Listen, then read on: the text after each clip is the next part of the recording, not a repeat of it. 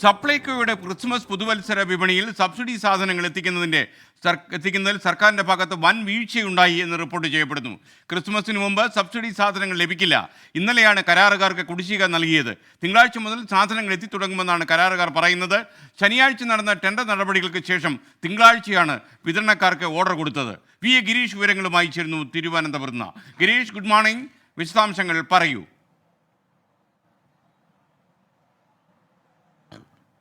Good morning എസ്കെൻ. നേരത്തെ തന്നെ സപ്ലൈകോയുടെ ക്രിസ്മസ് പുതുവത്സര വിപണിയുമായി ബന്ധപ്പെട്ട വളരെയേറെ ആശയക്കുഴപ്പം നിലനിന്നു.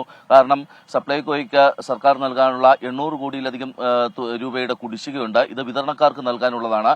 ഇത് നൽകാതെ ടെൻഡറിൽ പങ്കെടുക്കില്ല എന്നും സാധനങ്ങൾ നൽകില്ല എന്നും നേരത്തെ തന്നെ വിതരണക്കാർ സപ്ലൈകോയെ അറിയിച്ചിരുന്നു. ഇതേ തുടർന്ന് സപ്ലൈകോ ഒരു ഘട്ടത്തിൽ ഈ വിപണി തന്നെ ഉപേക്ഷിക്കുന്ന ഒരു സാഹചര്യം എത്തി. പിന്നീട് സർക്കാരിന്റെ നിർബന്ധം കൊണ്ടാണ് 7 ജില്ലകളിൽ ഇത്തരത്തിൽ ക്രിസ്മസ് പുതുവത്സര വിപണി തുടങ്ങാൻ തീരുമാനിച്ചത്. ഇന്നലെയാണ് അതിന്റെ ഉദ്ഘാടനം നടന്നത്. പക്ഷേ ഈ ക്രിസ്മസിന് മുമ്പ് സബ്സിഡി സാധനങ്ങൾ ലഭിക്കില്ല എന്ന് ഇപ്പോൾ ഉറപ്പായിരിക്കുകയാണ്. ഇതിന്റെ ഏറ്റവും പ്രധാനപ്പെട്ട കാരണം സമരത്തിലായിരുന്ന കരാറുകാരുമായി ചർച്ച നടത്തുന്നത് കഴിഞ്ഞ ശനിയാഴ്ചയാണ്. ഇതിനുശേഷം അന്ന് തന്നെ ടെൻഡർ നടപടികൾ തുടങ്ങി.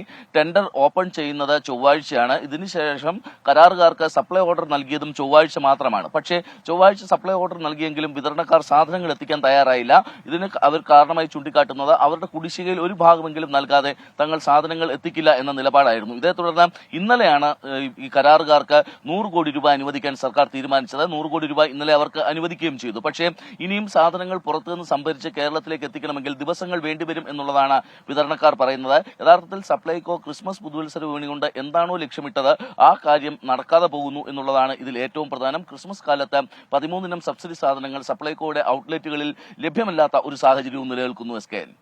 Okay, thank you Girish.